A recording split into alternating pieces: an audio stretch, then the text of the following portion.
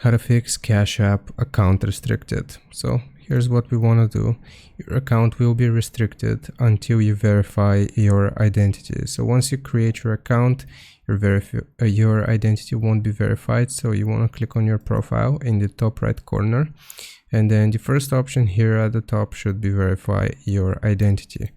Once we select this, it's going to ask for personal info. So just click on personal info, click on continue here, and it's going to ask you for your date of birth. So I will just input my date of birth here. Gonna click on next, and then also it's going to ask you for your SSN. After you submit your social security number, then it's going to ask you for some further information as well, such as ID, ID number, and your real name. So you just want to provide your information, verify your identity, and then your account will be unrestricted. I hope this helps. Leave a like and sub. I'll see you next time.